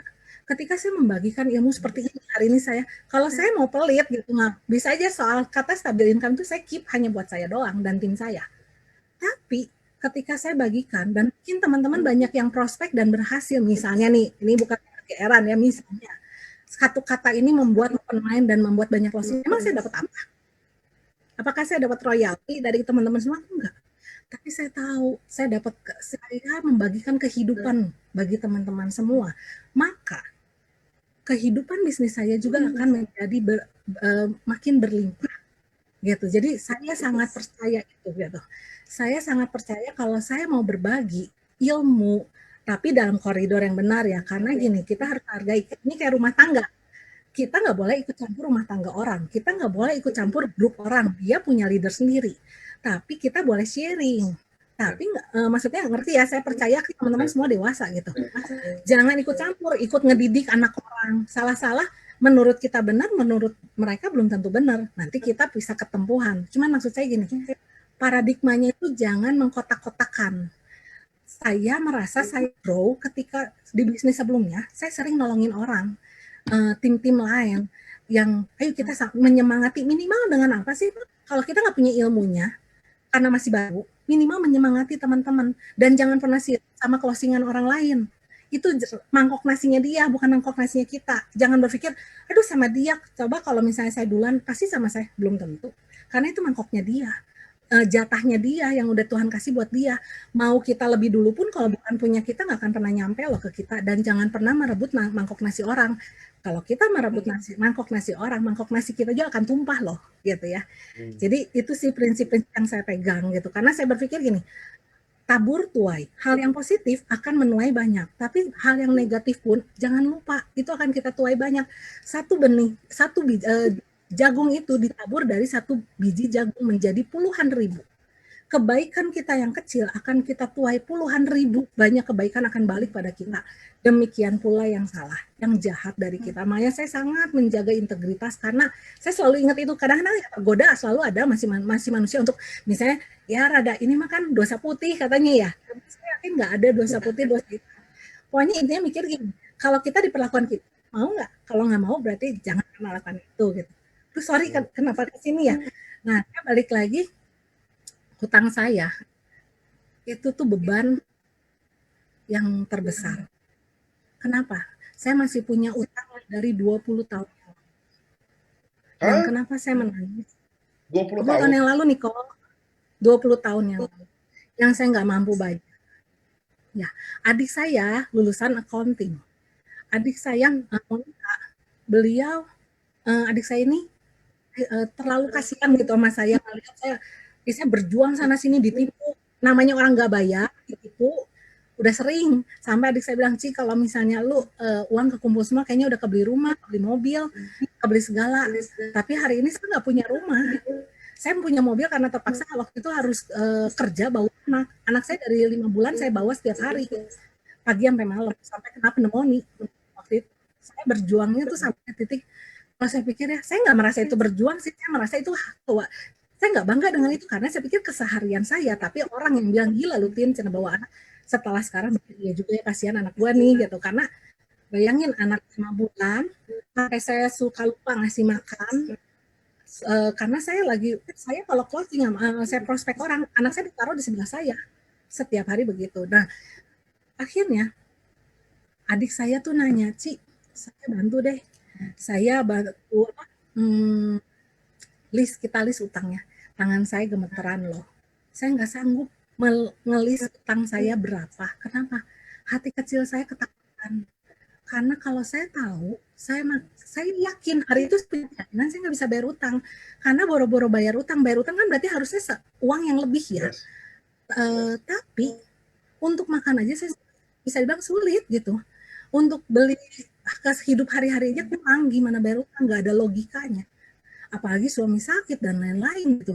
Anak saya tuh rewel, nempelnya sama saya terus. Jadi saya ngalamin kalau ini ya hamil gendong. Awal-awal saya jalanin ini, banyak donen saya tahu. Saya sambil gendong pakai krembong ya, zaman dulu. Mama banget lah. Sambil telepon, tiba-tiba saya jerit-jerit. Ini masih telepon. Sampai akhirnya kalau kagok, akhirnya sambil anak saya jerit, saya coba ngomong dan mencoba konsentrasi. Tapi nanti ketika satu kalimat selesai, oke, udahan dulu. Tidurin lagi, jadi telepon lagi, jerit-jerit lagi. Seperti itulah keseharian saya. Belum yang gede dan lain-lain lah. Nah, tapi saya miss ya. Apa yang nggak pernah saya pikirkan itu terjadi miracle-nya tuh di AFC. Dengan utang sekian banyak, target saya kan memang bayar utang. Konnichiwa kita setiap hari. Jadi setiap hari dapat uang, saya selalu bayar. Tapi perlu teman-teman ingat, sebelum saya punya konnichiwa yang besar, sebelum saya di AFC, walaupun untuk sehari-hari kurang, saya tetap bayar utang loh. Ya, saya tetap bayar utang. Walaupun cuma mampu 100.000, 200.000, saya bayar utang. Karena mama saya, keluarga saya sangat ini mah keluarga pribadi ya, maksudnya mama saya teh haram gitu anaknya punya utang, entah kenapa jadi mama saya tuh selalu menangis setiap hari kalau tahu utang saya belum lunas.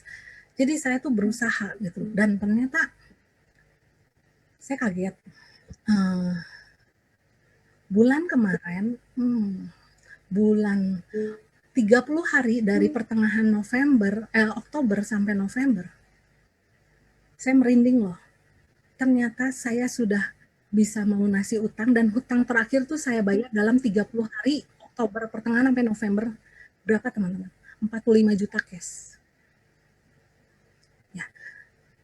Dan saya nggak sadar tadinya karena kan hidup saya saya tuh rasanya baru bangun, tahu udah malam gitu. Jadi saya nggak ada jangankan itu, kalau teman-teman tanya ke saya berapa income saya yearly sampai hari ini, nggak tahu saya juga. Cuman kalau yang kemarin mungkin tahu Kak, saya selalu buka yearly kalau pas ada yang nembak saya, gitu, nanya. Nah, tapi yang ini saya kaget karena adik saya kan mulai bantu saya keuangan saya. Ketika saya list, saya kaget ketika, saya nggak nyangka 45 juta, uang dari mana ini? Amazing banget. Bahkan sebenarnya ada uang orang yang menginvestasikan apa ya, sesuatu lah, pernah menginvestasikan sesuatu, tiba-tiba dimajuin harus bayar. Jadi sebenarnya total dalam 30 hari 65 juta saya transfer cash. Dan kalau ada yang nggak percaya boleh minta sama saya udah ngirim sama, waktu itu ngirim sama Pak Ernest, Bu Helen, sama Niko juga sebenarnya. Niko udah tahu. Apa namanya, mungkin ya karena itu ya, cuman satu sih, saya nangis. Saya sangat sujud syukur. Apa yang nggak pernah saya bayangin utang 20 tahun itu lunas hari ini. Saya bisa klaim saya nggak pernah utang 1 rupiah. Ya, bahkan saya sudah membiasakan nggak pakai kartu kredit lagi. Jadi kartu kredit hanya alat pembayaran biar sometimes kita dengan kartu kredit hanya privilege dan memudahkan. Tapi saya memastikan setelah saya gesek, saya langsung bayar. Gitu. Saya udah nggak mau lagi capek dengan hal seperti itu. Belum lagi lupa tanggal, karena saya uang ada tapi lupa tanggal jatuh tempo, itu kan masalah lagi, kena 200 lagi. Sekarang saya sangat menghargai 1 rupiah demi 1 rupiah, walaupun kondisi saya bersyukur udah dapat yang sangat lebih dari cukup, tapi saya lebih menghargai. Kenapa? Saya merasa begini ya, ini pribadi saya merasa uang yang saya miliki sekarang bukanlah milik saya. Apa yang saya dapatkan bukan karena saya hebat, karena gini loh, kalau saya hebat harusnya selama suami saya nggak kerja 2 tahun, saya udah hebat dong bisa bayar utang dan lain-lain, benar. Dan seharusnya di perusahaan yang 11 tahun saya bisa bayar utang, tapi saya tahu ini semua favor anugerah Tuhan buat saya. Dan kebenaran mungkin saya masih mau berjuang, jadi dikasihnya sekarang. Mungkin teman-teman pernah lihat ilustrasi yang membelah tebing, apa sih ini istilahnya, yang tebing pukulin keluar berlian. Kadang-kadang kita sering kali kita selesai di saat cangkulan terakhir mau dapat berlian besar. Andai kata saya melepaskan AFC ini, saya tetap ngekeh gitu, istilahnya bersikeras dengan perusahaan yang lama. Apakah hari ini utang saya lunas? Saya yakin bukan lunas loh. Saya hutang makin besar karena ini kan COVID. Teman-teman harus ingat ini kan COVID gitu ya. Dan saya memulai 1 bulan sebelum COVID. Bagaimana saya memulainya? Jadi mundur lagi. Jadi waktu itu Niko, apa ya, tapi tetap mengerti ya. Niko itu LOP dan saya lihat, wah ini nyawanya AFC banget gitu. Beda ya kalau orang dari EDMLM, dia tahu hot buttonnya, dan saya butuh itu tambahannya gitu kan. Afternya setelah hati saya dibukukan oleh Sylvie dan Nudi, saya perlu untuk yang ada penguatannya. Tuhan baik, dikasih sebelum corona Niko, dan besokannya sebenarnya saya nomor teleponnya Niko udah dikasih Pak Ernest, sorry ya kadang-kadang keceplosan, kasih Pak Ernest itu udah dari bulan November Desember. Saya cuma bilang sama Pak Ernest, nggak perlu, bukannya saya sombong, saya mau natural, saya nggak mau mentang-mentang kenal sama owner, saya punya akses VIP, semuanya instan, karena saya tahu sesuatu yang instan akan runtuh ya, karena fondasinya nggak kuat. Dan ngomong-ngomong fondasi, akhirnya saya ngerti kenapa jalan saya berliku begitu panjang dibanding yang lain. Terus terang saya sirik loh sama downline saya. Downline saya tuh ada yang udah bisa closing sebelum dia member. Bingung nggak? Saya, padahal ya kejadian loh nih. Bahkan ada yang begitu hari ini closing, ada yang datang ke saya begitu closing bawa 15 member. Closing 20 dus dengan waktu itu rugi 1 member, 1 dus. Saya nggak sehebat itu loh. Tapi saya mengerti. Hidup kita seperti membangun satu kehidupan itu, seperti membangun bangunan. Ya,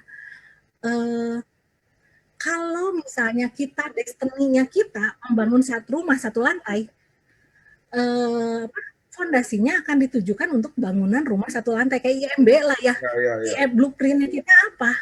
Nah, akhirnya ini mah entah saya ngeklaim GR atau ngeklaim sendiri ya, saya akhirnya belajar memahami mungkin saya ditujukan untuk menjadi bangunan kantor atau hotel mungkin 50 lantai. Karena itu fondasi saya harus begitu kuat. Kalau enggak saya nggak akan sanggup gitu kan untuk menampung sekian banyak orang. Nah, Yes. dari situlah saya akhirnya belajar menerima. Kalau enggak saya sakit hati loh dengan perjalanan saya gitu kan. Sirik loh dengan semua yang begitu mudah. Nah, ketika Niko begitu Niko LOP, besokannya kalau nggak salah saya langsung telepon Niko, Nik, saya bisa nggak ketemu sebentar aja? Karena saya ngerasa harus nih ketemu sama Niko untuk ngerti kenapa saya harus di sini, kenapa saya harus bakar jembatan saya. Akhirnya Niko waktu itu cuma ternyata waktu saya telepon, kan saya pikir dari LOP malam pagi, mungkin pulangnya sore jalan-jalan dulu di Bandung kan biasa ya, semua speaker tuh pengen jalan-jalan dulu. Jawabannya gini, udah ada di kereta api Ci, mau pulang, mau pergi lagi. Kalau nggak salah 30 menit lagi berangkat. Wow, tunggu kata saya. Kebenaran saya ada di jalan dan nggak jauh, Bandung kan sejauh-jauhnya ya segitunya lah ya. Akhirnya saya hanya punya 20 menit untuk ngomong sama Niko sebelum Niko naik kereta api. Saya cuma nanya 3 pertanyaan ya Nik ya. 1, kenapa saya harus di AFC? Kenapa saya harus bakar jembatan saya? Kenapa saya harus tinggalin perusahaan saya yang lama? Kedua, apakah perusahaan ini akan bangkrut?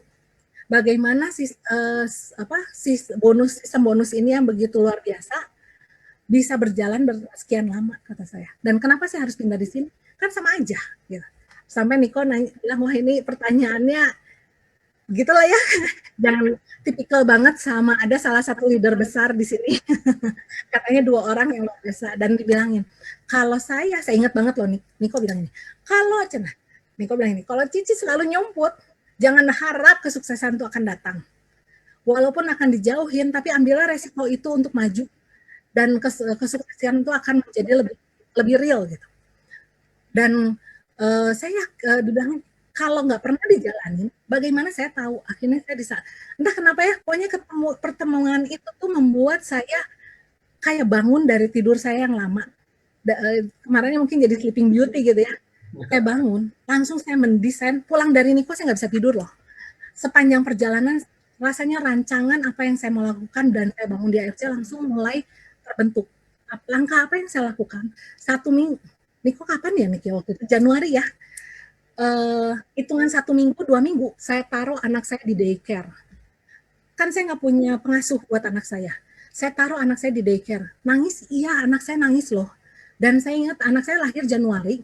Untungnya itu saya sadarnya Januari, jadi nggak terlalu jadi ibu yang tega banget gitu. Jadi anaknya udah 1 tahun baru taruh daycare. Kebayang kalau saya insight-nya anak saya 6 bulan gitu kan.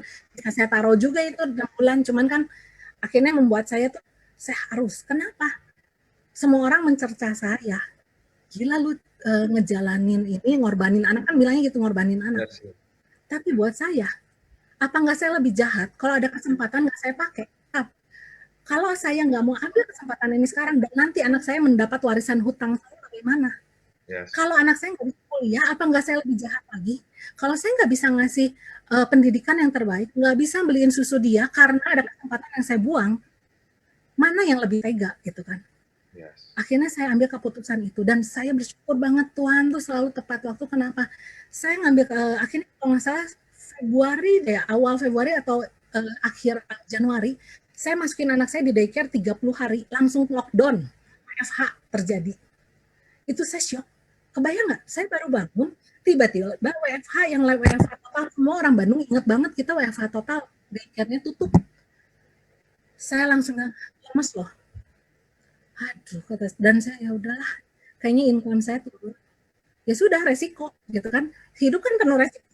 Gak jalanin apa-apa aja ada resiko, apalagi ngejalanin sesuatu. Tapi ya sudah, jalanin. Saya berjuang lagi, tapi miracle come. Beberapa setelah lewat 1 bulan, saya lihat waktu saya buka-buka lagi belajar cari income gimana lihatnya bonusnya. Bonus saya naik terus loh. Bayangin ya, saya tuh November join. Desember itu yang pertama jadi donat saya. Februari saya mulai jalan. Maret itu ya, Maret lockdown. Ternyata Maret itu saya dapat kalau nggak salah 8 juta. Langsung saya dapat berapa belas juta. Bulan ketiga dapat 29 juta. Kebayang nggak itu lockdown bulan ketiga? Dan saya lihat, nangis saya. Kenapa? Saya ngerasanya gini, mau ngomong nih teman-teman, di sini effort kita tuh segini, Kalau tempat lain lah, tempat lain effort kita segini, mungkin income kita segini. Kalau di sini, effort kita segini, income kita segini loh teman-teman, bahkan unlimited loh. Saya udah ngalamin, percayalah sama saya gitu. Gak ada yang lebih baik dari sini, dalam arti gini, kalau teman-teman udah menyerah di AFC dan mau coba yang lain, AFC aja nggak berhasil, yakin di tempat lain juga perjuangannya nggak lebih mudah. Saya nggak bilang nggak berhasil ya, siapa tahu kan jodohnya di sana gitu kan. Tapi kalau perjuangannya nggak bisa memperjuangkan dulu di sini, kecuali gini, kalau udah saya gini loh nih, saya belajar realistis ya nih. Yes. Kita semua orang hidup nggak ditakdirkan seluruh warga Indonesia ini adalah member AFC, betul, setuju. Jadi kalau ada yang memang nggak berjodoh, jangan dipaksain. Karena saya udah pernah maksain orang teh dipaksa-paksa, ternyata dia nggak jodoh. Karena yang kita harapkan orang besar di sini belum tentu jalan. Ketika dia di tempat, ada tempatnya mungkin jalan. Jadi berbesar hatilah kalau orang bukan tempatnya di sini. Tapi cari, bagaimana cari orang yang berjodoh di sini kalau kita nggak pernah bekerja? Bagaimana kita bisa ketemu orang yang tempatnya di sini kalau kita nggak pernah proses? Bagaimana kita bisa dapat income kalau kita nggak pernah bekerja? Kalau untuk dapat income itu perjalanan panjang, gitu kan? Kalau perjalanan kita nggak mau lewati, jangan harap bisa nyampe, gitu kan? Nah, akhirnya yang saya bikin saya lihat ini waktunya, bentar lagi ya. Perubahan itu jangan berpikir yang saya berpikir yang cuma utang. Saya dapat lebih dari itu, bahkan beyond dari semua utang. Kenapa? Bonusnya itu tidak terbayar. Bonus yang saya dapetin dari AFC adalah keharmonisan keluarga saya. Bayang 2 tahun suami saya nggak ada income itu, saya tahu beban dia berat banget. Saya sedih gitu. Saya bingung apa yang bisa saya bantu gitu, karena saya tahu beban seorang kepala keluarga. Coba nih kok bayangin, kalau jadi kepala keluarga, istri lagi hamil 3 bulan, kena sakit seperti syaraf kejepit, namanya otot skiatik, itu penyakit atlet, hamstring, sampai ngesot di lantai. Ada momennya saya harus merawat, suami saya nggak bisa turun dari ranjang, even buang air kecil pun harus diranjang. Dengan perut saya yang besar, 8 bulan, saya bawa suami Tangerang waktu itu untuk, saya mikir kalau nggak ada yang bantu nyetir, saya bakal nyetir sendiri, bawa suami saya, demi kesembuhan suami saya, tapi saya harus berjuang dengan pasti kan beban suami saya berat sekali. Siapa sih suami yang pengen lihat istrinya menderita? Siapa sih suami yang pengen lihat istrinya sengsara gitu, sampai harus pontang-panting kayak gitu? Saya yakin suami saya enggak, dia stres sendiri gitu. Dan pasti ketika suami yang lagi stres, dia tuh kadang-kadang kalau akal sehatnya hilang akal sehat itu wajar, saya maklum loh. Kenapa? Saya bayang kalau jadi dia juga belum tentu sanggup loh bisa melihat dengan rela membiarkan istrinya berjuang seperti itu, tapi dianya nggak bisa apa-apa, itu kan siksaan terberat gitu. Tapi dan akhirnya saya mau ajak suami saya tuh suami yang luar biasa, gak pernah sepeser pun minta uang saya, tapi saya tahu ini mungkin melenceng sedikit ya, berkat yang saya dapatkan bukan semata karena saya hebat, tapi semua dari Tuhan, dan ini berkat pernikahan saya. Kalau saya nggak nikah sama suami saya, mungkin saya nggak bisa dapetin berkat yang sebesar ini gitu. Dan ini berkat anak-anak saya gitu. Kalau mungkin nggak punya anak, saya pernah tersesat.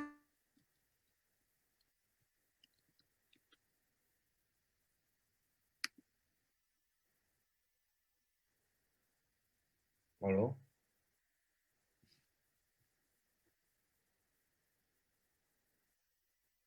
Putus ya, teman-teman ya? Apa saya yang putus? Enggak kan ya? Sayanya nggak putus ya? Nah, lo ini. Oke, nggak apa-apa teman-teman. Sambil menunggu Ci Christine comeback, saya mau apa? Tadi lihat ya perjuangannya ya. Jadi saya dulu jujur aja waktu saya notice Ci Christine join sambil dia survive, saya tuh sampai apa? Dia kan jual nasi goreng kadang buat hidupnya. Kadang saya mau beli, cuma kan dia di Bandung. Itu sampai saya lakukan loh. Saya pernah nanya, Ci, nasi gorengnya mau dong, enak banget. Dia doing apapun buat hidupnya. Ini siaran ulangnya ada di Facebook ya teman-teman. Ci Christine putus tiba-tiba, tapi it's okay. I'm back, Manik. Ini nih, tunggu, tunggu, tunggu. Oke, Iya, lanjutin oke. Ci yang di waktu suami yang stres itu. Ya, suami saya tuh pasti emosinya juga akan jadi nggak stabil dan saya sangat maklum. Saya nggak apa ya, saya sangat memahami karena saya ngerasa suami saya juga udah berjuang dengan hidupnya dan sakitnya. Kalau mau tahu itu sakitnya suami saya, itu meraung lebih dari yang melahirkan loh. Itu sampai untuk berdiri aja dia harus pegangan teralis menahan sakit sampai gemeteran. Bahkan Pasti, pasti. keluar bulir-bulir putih, kebayang ya. Jadi apa yang saya dapatkan, saya merasa sebagai istri nggak boleh so jago gitu loh. Wah, gua dapet nih dari AFC, suami saya nggak dapat apa enggak, karena saya tahu kalau bukan restu suami saya nggak akan dapetin berkat yang di sini. Dan Yes. juga pertama, karena saya dapat sharing, saya sudah sembuh sama saya. Cuman kadang-kadang sometimes suka kamu tapi nggak terlalu yang gimana lah. Nah, cuman yang poin yang saya dititipkan juga oleh Ibu Helen ya. Ibu Helen ini saya kemarin sempat diajak lunch waktu beliau ke Bandung, kita bahas soal itu. Ternyata hutang itu, saya nggak tahu ya, sorry kalau saya salah, cuman ini menurut saya dan Bu Helen ya, ini kita share. Hutang itu penghambat berkah. Nah, saya berpikir kan gini, selama utang dibayar, saya nggak kabur, nggak apa-apa. Tapi saya kebetulan di perusahaan yang lama, teman-teman saya muslim semua. Sampai sempat ada yang bilang saya adalah mualaf. Saya sangat paham pengajaran-pengajarannya karena saya Nosara ya. Jadi saya sangat belajar apa sampai saya ingat ada tim saya kalau utang 10.000 bisa lari-lari besokannya buat bayar sih saya nggak mau ada utang saya takut nggak bisa bawa ke apa nggak bisa kuat ngebawanya dari situ saya belajar loh kok bisa sampai kayak gini pengajarannya apa ya terus akhirnya saya ngobrol sana sini dari berbagai sudut pandang agama dan lain-lain dan saya suka nonton TikTok kan pelajaran ya di situ saya ngerti dia saya ingat yang saya muslim lebih familiar itu apa hutang apa riba ya hukum riba saya malah ngerti oh ternyata walaupun ada bunga dan kita bayar tuh tetap nggak boleh gitu itu pribadi saya ya maaf kalau mungkin ada yang Ya, punya ya. pandangan lain akhirnya saya memang yang saya lunasi pertama yang berada bunganya saya beresin dulu dan setelah itu yang nggak berbunga karena banyak keluarga yang support saya banget adik saya tuh anytime saya telepon butuh segini tuh pasti transfer tapi saya selalu bayar bahkan utang saya ingat-ingat utang punya utang saya selalu koreksi siapa yang saya masih punya utang saya bayar saya langsung uang saya langsung oh ya sempat uang saya langsung nol tapi nggak apa-apa saya mau memulai fondasi keuangan saya yang kokoh dan dari awal lagi nggak apa-apa tapi benar loh ketika utang saya lunas berkat itu bukan makin surut tapi makin melimpah gitu jadi saya tuh berpikir oh mungkin selama berkat saya ketahan karena ini karena cukup banyak yang bilang aduh harusnya kamu tuh begini begini kok banyak yang prihatin gitu dengan saya dengan lihat saya berjuang kok belum dapat jadi saya berpikir mungkin ya dari sini bahkan waktu itu Bu Helen tuh nitip cerita begini sama Bu Helen di Amerika ada satu istilah namanya bom kartu kredit kalau misalnya ya, limitnya 100 juta diambil 70 juta misalnya terus gak apa-apa masih bisa lolos pulang ke Indonesia tapi dia bilang hati-hati saya lihat dengan mata kepala saya teman saya yang waktu itu ngambil berapa hari ini sempat stay di Amerika hari ini cuma jualan yang untungnya tuh cuma 1.000 sampai 3.000 ya dengan susah payah dan dengan keringat dengan kerja hati-hati kata dan saya amazed loh waktu saya kan biasanya kalau udah kebayang ya bagaimana dia bilang hanya punya saya nggak punya kartu kredit saya hanya punya kartu debit dan debitnya bukan yang bukan yang biasa jujur ini loh poin kedua dari AFC yang bisa kita pelajari di mana semua MLM bermewah-mewah menunjukkan pamer-pamer ini dan itu di sini tuh semua sederhana dan saya sempat ada yang closing ikut saya karena katanya ya saya itu sederhana banget katanya padahal tahu income saya besar saya merasa itu gaya hidup saya dan saya bersyukur AFC tidak memaksa saya harus berubah gaya ke sana gitu saya masih tetap dengan kaos dan celana saya tapi saya nggak punya beban banyak perusahaan MLM yang ini penampilannya ratusan juta, tapi income-nya nggak nyampe 2 digit, kan itu sedih. Dan saya lihat di depan mata kepala saya, kebayang. Jadi fokus otaknya cuma dipakai bagaimana terlihat kaya, bagaimana terlihat sukses. Kalau begitu hidup Yes. dalam ilusi, bagaimana bisa fokus untuk benar-benar kaya gitu loh. Kalau orang terbiasa hidup untuk kamuflase, bagaimana dia bisa hidup benar-benar sukses kalau dia fokusnya ke sana? Pasti dia nggak akan mikirin yang realnya gitu kan. Itu sih menurut saya ya. Jadi saya tuh bersyukur ya. Ya kalau balik lagi ke situ, dulu saya harus terlihat sukses. Ada tuntutan alam bawah sadar ya. Kadang-kadang saya sadarnya baru dengan pertanyaan Niko seperti ini nih gitu. Dulu terlihat sukses tapi tidak ada income. Income-nya tuh teman-teman percaya nggak sih income saya terbesar seumur 11 tahun saya 20 juta satu kali. Ya, selebihnya bisa dibayangin. Ya nggak usah saya ceritakan. Tapi di sini income saya naik terus dengan gaya saya ibu rumah tangga dan itu tuh saya bilang income segitu saya kerja kepala jadi kaki jadi kepala loh. Bangun jam 6 pagi bisa beres jam 2 pagi kadang-kadang dulu saya bikin bond kadang-kadang segala macam. Tapi di sini ada saya tetap bekerja keras tapi saya masih bisa ngurus anak. Saya kalau pernah prospek saudara saya yang di Belanda, saya jam 2 pagi saya prospek dia. Saya tetap bekerja keras tapi saya merasa ya tanpa harus jualan pun saya masih bisa dapat income. Ini Asik. ini message penting loh teman-teman. Kalau ada yang paham, ada yang paham ya. Kalau saya di tempat lain, saya harus jualan dulu kalau saya mau dapat income yang benar, gitu ya. Kedua, eh, saya bisa dapat stabil income, bukan stabil teman-teman sebenarnya. Tapi saya naik terus. Ya. Kalau dari Februari, Maret ya, bulan ini berarti sekitar 10 bulan. Sebenarnya ini merinding. Saya sempat waktu tahu income saya sempat 3 hari ngahuleng. Kalau orang Bandung bilangnya ngahuleng. Bengong kemana? Gak salah, saya dapat income segini. Saya ibu rumah tangga loh gitu. Income saya total selama 10 bulan mencapai 500 juta. Ini bukan kebanggaan yang patut disombongkan. Tapi saya semakin nangis karena saya belum ngerjain kepala jadi kaki loh. Saya nggak ngerjain kepala jadi kaki. Saya masih hidup bisa normal, saya bisa cukup tidur, dan anak saya berkualitas. Singkat cerita yang harmonis yang terjadi di keluarga saya apa? Suami saya kan jadi lebih tenang, walaupun dia nggak pernah meminta uang saya loh. Suami saya hari ini udah kerja. Dan memang tahun 2020 ini tahun yang luar biasa. Karena mundur lagi sedikit, saya minta waktu dikit boleh. Mundur lagi sedikit, suami saya pernah bekerja eh, sampai jualan nasi goreng, saya jualin online dan lain-lain. Nah, kerja di kantor, eh, jadi sales yang areanya Ciwidey dan Gunung Tangkuban Perahu. Siapa yang pernah ke Bandung itu tahu jaraknya bagaimana. Ciwidey dan Tangkuban Perahu itu perjalanannya kayak ujung ke ujungnya Bandung mau keluar kota dan ujungnya yang satu lagi. Selama 1 bulan sampai saya nangis karena kadang-kadang kalau lagi hujan besar banjir naik motor dan bisa hampir kena banjir parah gitu. Dan tapi itu harapan saya karena belum jalan AFC bulan Desember. Baru kerja 1 Desember, saya pikir karena dapat gaji paling telat 2 Januari. Saya dapat tagihan kartu kredit tanggal 3 Januari. 30 Januari, 31 Januari, adik saya tuh ngajak saya liburan untuk nyenengin saya dan anak-anak saya. Ternyata saya dapat telepon, satu malapetaka lagi, musibah demi musibah.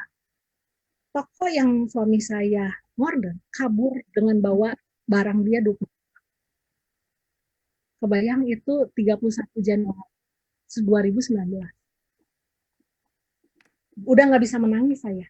Air mata saya udah kering. Saya cuma, ayo kita jalani. Sambil mikir tanggal 3 Januari, saya pikir liburan, dapat gaji, bayar. Ini yang ada liburan harus nyari duit di mana? 1 Januari loh, mau cari duit di mana? AFC mau digesek-gesek gimana supaya dapat duit? Saya selalu kalau tagihan itu bukan 1 digit, kadang-kadang 2 digit. Sebenarnya income suami saya pun kadang kasihan kalau dia tahu gitu. Tapi saya bisa ngatur gitu lah. Akhirnya kita jalani. Dan setelah itu pun kena lagi musibah, berbagai musibah lah sampai akhirnya lelah gitu. Kayak gak ada lagi tempat saya di posisi, gak ada lagi tempat yang lebih rendah buat saya jatuh. dengan membawa anak-anak dan suami, saya harus tetap tegar karena gini, kalau saya ikut stres kan suami saya dong, gitu. Saya harus bisa menguatkan suami saya dan tetap membawa anak-anak saya ke grow gitu dengan keterbatasan saya. Dan akhirnya awal Januari itu menjadi titik kembalikan. Suami saya dapat kerja, kerjanya puji Tuhan ya, bukan lagi biasanya selalu marketing, dipercaya jadi kepala pabrik. Dan saya di AFC. Saya cuma mau, nggak ada yang bisa saya sombongkan setelah kejatuhan semuanya. Saya cuma mau bilang sama teman-teman, mungkin di sini teman-teman ada yang putus harapan. Mungkin ada di seperti kondisi saya, bahkan mungkin lebih buruk. Tapi saya cuma mau ngasih tahu, percayalah, masih ada harapan. Selama kita masih percaya, Tuhan tuh masih ada. Itu aja sih. Dan ternyata Tuhan ada dan saya masih ada gitu. Andai teman-teman semua bisa bayangin nggak kalau AFC ini nggak ada hari ini? Saya nggak bisa bayangin loh teman-teman. Kalau teman-teman ada yang kena masalah keuangan karena pandemi COVID, 2020 mulai bulan Maret, saya udah ngalamin masalah COVID, keuangan 2 tahun yang lalu, 3 tahun yang lalu dari anak saya hamil. Saya udah mengalami lebih dulu, nggak ada yang menyedihkan. Itu saya tahu sedihnya udah nggak ada air mata, udah speechless, udah nggak bisa terkatakan. Tapi mujizat masih ada, miracle tuh masih ada. Siapa yang pernah duga utang 150 juta, hampir 150 juta itu bisa lunas dalam 10 bulan. Lunasnya tuh benar-benar lunas. Nggak bisa ngomong. Ya. Saya nggak tahu mau kerja di mana. Coba teman-teman bisa kasih saja sama saya selain di AFC. Saya harus kerja di mana untuk melunasi utang itu dan untuk menghidupi keluarga. Jadi utang segitu tambah untuk biaya keluarga. Jadi mungkin closing statement dari saya, teman-teman haruslah berjuang. Kalau belum ada hasil, mungkin teman-teman ditakdirkan menjadi rumah tingkat 1, tapi menjadi hotel bintang tingkat 10 atau kantor tingkat 50 yang perlu fondasi yang lebih besar. Fondasi itu membangun fondasi tidak kelihatan, gak ada yang mau lihat, acak-acakan, banyak pukulan hantaman, banyak benda-benda keras terjadi di saat membangun fondasi. Berantakan, gak ada bagus-bagusnya, sakit, tapi itu yang kalau yang tahu pembangunan fondasi terbentuk, grow-nya itu cepat, finishing itu kan cepat.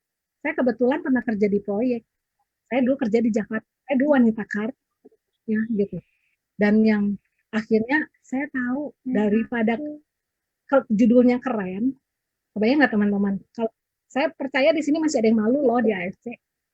Tapi saya mau ngomong ya, saya pernah kerja di proyek, customer saya adalah Ritz Carlton, customer saya adalah konsultan, bolak-balik ke sana tuh udah biasa. Ketemu GM, ketemu orang Amerika, buat proyek di Amerika, di Seminyak, Bali, itu udah biasa saya. Kesannya keren kalau ketemu sama orang, kerja di mana, di sini, proyek saya ini, kan kesannya keren, itu hanya kesan lah. Tapi ngerjainnya, itu namanya proyek, apalagi di mall, jam tutup mall itu baru mulai. Saya itu bisa dapat WA dari jam 10 malam, 3 pagi. Kerjanya tuh kerja keras, dapatnya gede emang.